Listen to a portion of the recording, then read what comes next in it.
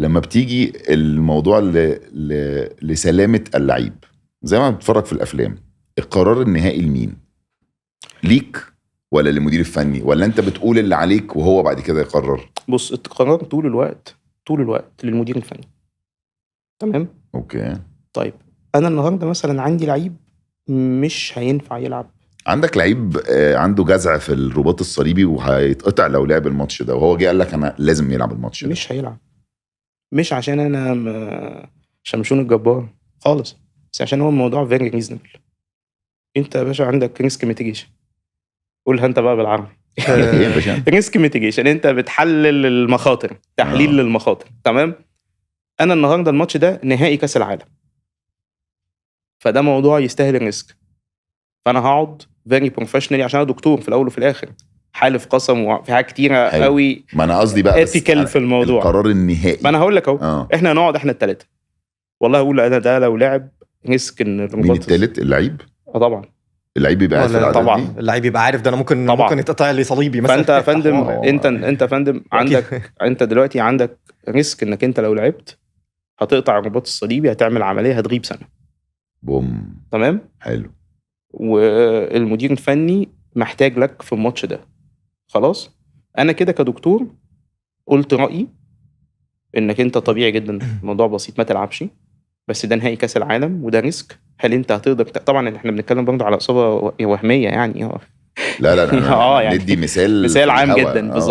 بالظبط. فخلاص، فانت بعد كده ده ديسيجن ثلاثي، بس انا قلت رايي بوضوح جدا وبامانه جدا للمدير الفني وللعيب، وفي الاخر احنا بنتفق على ديسيجن، لان انت لما ديسيجن هيطلع فاحنا كلنا مسؤولين عليه. انا مش هطلع اقول والله انا قلت ما العبش، مفيش الكلام ده. احنا مش بنشتغل في الشارع. يعني ايه؟ بس ما انت بالنسبه لك ما يلعبش طالما الديسيجن اتاخد واحنا الثلاثه قاعدين، فهو الديسيجن بتاعنا احنا الثلاثه، حتى لو انت مش موافق عليه. حتى لو انا مش موافق عليه.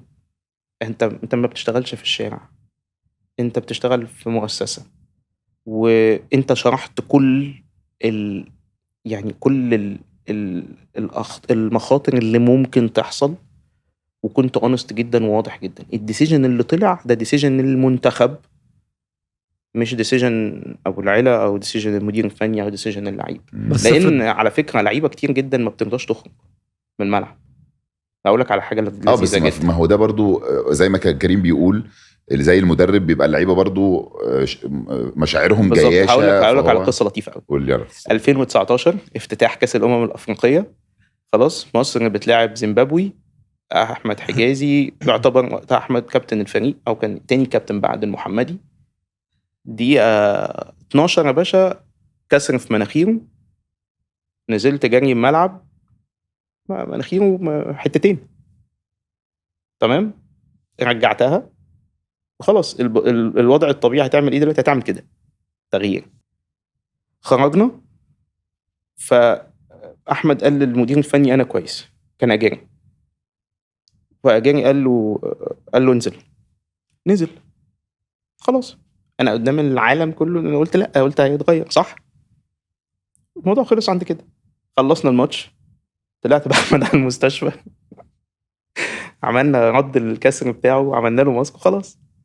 فجينا تاني يوم نده لي الكوتش، اجاني نده لي قال لي انا عايز احمد في الماتش ده كان خارج احنا اللعيبه بتخرج في حاجه اسمها ميكس زون، المكان اللي بيعملوا فيه اللقاءات الصحفيه. فاحمد وقف وقال انا بس بعتذر للدكتور عشان انا كان لازم اتغير، بس انا يمكن الحماس وكنت عايز اكمل الماتش ومش عايز اسيب الفرقه، بس ان التصرف اللي انا عملته مش سليم. فاحمد راجل مسؤول، راجل محترم، راجل مسؤول، فعمل كده. تاني يوم المدرب نده لي قال انا بعتذر لك، بس كان الموقف صعب لان اللعيب ما كانش عايز يخرج من الملعب، وانا كان في 100,000 في الملعب. لو قلت له يخرج وهو ما خرجش كان هيبقى شكلي صعب جدا.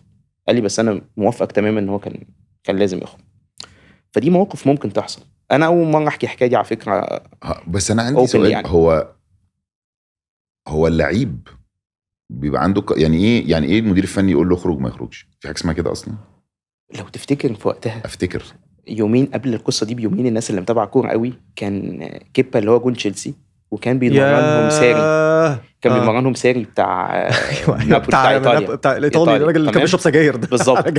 فقال له يخرج قبل البنالتيز، قال له مش خارج. ايوه في النهائي كانوا بيلعبوا نهائي اوروبا ليج. كانت خناقه يعني. الموقف ده كان قبل الماتش بتاعنا بيومين على فكره. حتى انا فاكر اجاني شرح لي، قال لي انت شفت ساني لما عمل بتاع المدربين واللعيبه حواليهم 100,000. لا انا بتكلم على القوانين. قوانين يا جماعه يا باشا يعني ده موقف فردي جدا. لا يعني انا قصدي يعني مين اللي بيقرر ان الحكم الرابع هيروح يمسك بص في الطب مثلا او في الحالات في الاصابات دلوقتي مثلا الفيفا بتعمل ان حالات الكونكشن الديسيجن بتاع الدكتور مش بتاع اللعيب او بتاع ده عشان ممكن بيخاطر بحياته بالظبط كده، عشان ده ديسيجن لايف سيفنج، ده ديسيجن ممكن يأثر على حياته. ففي الاخر ده بيشوح له كمان. ايوه دي كانت قصه انا فاكر ده الراجل كان شكله زي الزفت يعني صراحه يعني. لا وليه ما قصه لا اكيد يعني بالظبط صح.